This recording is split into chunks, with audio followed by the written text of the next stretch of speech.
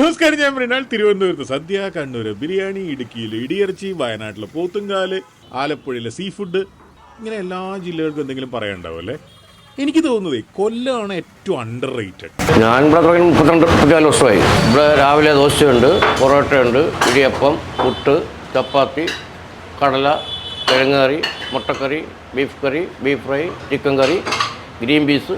രാവിലെ 7 മണി തൊട്ട് രാത്രി 7:30 വരെ. മെയിൻ പൊറോട്ടയാണ്. എൻ്റെയും പ്രിൻസിപ്പളി നമ്മുടെ കസ്റ്റമറാണ്, ഇപ്പോഴും നമ്മുടെ കസ്റ്റമറാണ്. VS-ൻ്റെ മോൻ, അച്യുതാനന്ദൻ്റെ മോൻ, ഗുരുദാസിൻ്റെ മോൻ, KK രമയുടെ മോൻ, അങ്ങനെ പ്രമുഖരെല്ലാം ഉണ്ട്. ഇതൊരു താൽക്കാലിക ആശ്വാസം മാത്രമാണ്. വാഴക്കാപ്പം വെട്ടിയേക്ക്,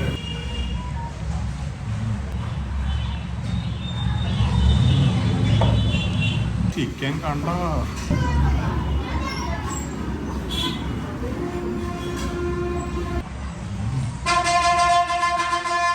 ചിക്കൻ ഇങ്ങനെ ഉടച്ച്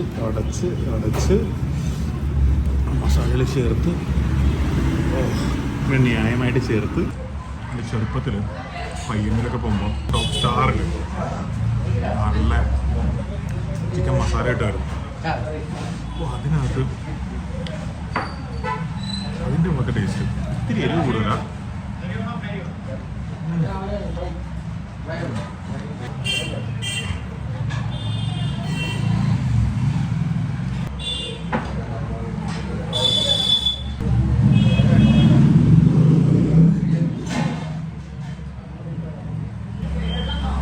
ഈ ചിക്കൻ ഉണ്ടല്ലോ, കുറച്ചൊന്ന് ടഫായിരിക്കും, ഇങ്ങനെ ഊരിപ്പോയില്ല. ഇപ്പോഴും ഓർമ്മയുണ്ട് കഴിക്കുന്നു.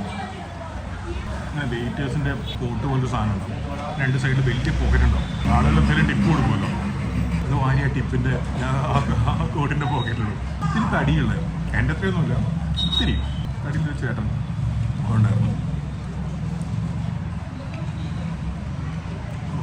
25 കൊല്ലങ്ങളായി. അയ്യോ, ഈ മസാല മതിയാവൂല. അതൊന്ന് കുറച്ച് കാണിക്കും. Thank you.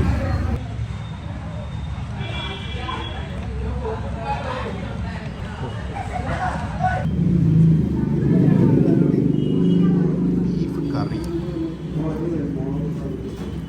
പൊന്നരഞ്ഞ ഭൂമിക്ക് ചാർത്തി.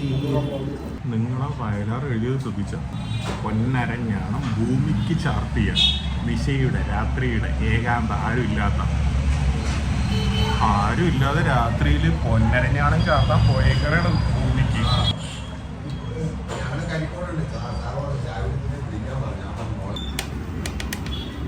ഉള്ളിയല്ല, ഇത്തിരി ബീഫ്. ഇത്തിരി ഉള്ളി ഉണ്ടായതിൻ്റെ കുഴപ്പമെന്ന് വെച്ച് കഴിഞ്ഞാൽ നമ്മൾ കുറച്ച് ബീഫും കുറേ കൂടുതൽ ഉള്ളി ഉണ്ടാകുമ്പോൾ ബീഫ് ഉള്ളി മിക്സ് ചെയ്ത് കഴിയുമ്പോൾ ഉള്ളി മാറ്റിയാവും. അവസാനം വരുന്ന ഉള്ളി ചോദിക്കൂലേ, നിർത്തി അപമാനിക്കാല്ലേ? അല്ലെങ്കിൽ ഇതിന് ഉള്ളി കുറേ കൊല്ലമായിട്ട് ചോദിച്ചുകൊണ്ടിരിക്കുകയാണ്, പിന്നെ എന്തിനെങ്ങനെ ചോദിപ്പിക്കുന്നത്?